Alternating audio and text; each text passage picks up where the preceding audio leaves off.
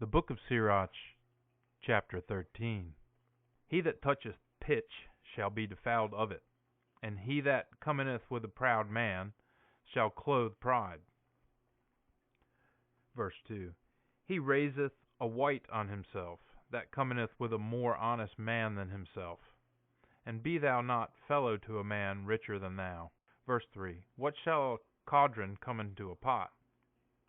For when thou hurtlest themselves together, the pot shall be broken. Verse 4. A rich man shall do unjustly, and shall gnast, but a poor man hurt shall be still. Verse 5. If thou givest, he shall take thee. If thou hast not, he shall forsake thee. Verse 6. If thou hast, he shall live together with thee, and shall make thee void, and he shall not have sorrow on thee. Verse 7. If thou art needful to him, he shall deceive thee, and he shall flatter, and shall give hope, telling to thee all goods, and shall say, What is need to thee? Verse 8.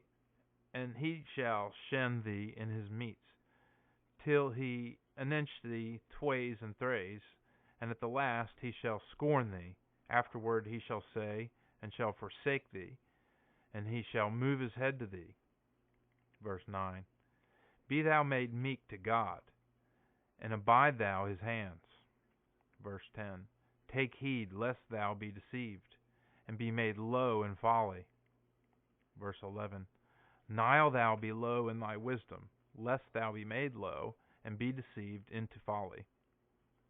Verse 12. When thou art clept of a mightier man, go thou away, for by this he shall more clep thee. Verse 13. Be thou not greatly praising, lest thou be hurtled down, and be thou not fair from him, lest thou go into forgetting. Verse 14. Withhold thou not to speak with him evenly, and believe thou not to his many words. For of much speech he shall tempt thee, and he shall lie privily, and shall ask thee of thine hid things. Verse 15. His cruel soul shall keep thy words, and he shall not spare of malice and of bonds. Verse 16. Beware to thee, and take heed diligently to thine hearing, for thou goest with thy destroying. Verse 17. But thou hearing those things, say as in sleep, and thou shalt wake. Verse 18. In all thy life love thou God, and inwardly clep thou him in thine health. Verse 19. Each beast loveth a beast like itself, so and each man oweth to love his neighbor. Verse 20. Each flesh shall be joined to flesh like itself, and each man shall be fellowship to a man like himself. Verse 21. As a wolf shall come in some time with a lamb, so a sinner with a just man. Verse 22. What coming is of an holy man to a dog? Either what good part is of a rich man to a poor man? Verse 23. The hunting of a lion is a wild ass in desert, so the looseness of rich men ben poor men.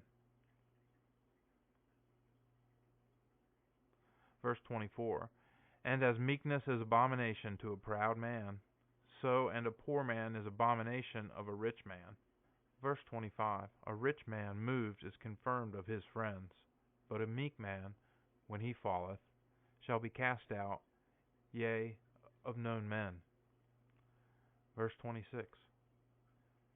Many recoveries been to a rich man deceived. He spake proudly, and they justified him. Verse 27. A meek man is deceived, furthermore also he is reproved. He spake wisely, and no place was given to him. Verse 28. The rich man spake, and all men were in still. And they shall bring his word till to the clouds. Verse 29. A poor man spake, and they saying, Who is this? And if he offendeth, they shall destroy him. Verse 30. cattle is good to him, to whom is no sin in conscience. And the worst poverty is in the mouth of a wicked man. Verse 31. The heart of a man changeth his face, either in good, either in evil. Verse 32. Of hard and with travail thou shalt find the step of a good heart and a good face. So ends chapter 13 of the book of Syrach.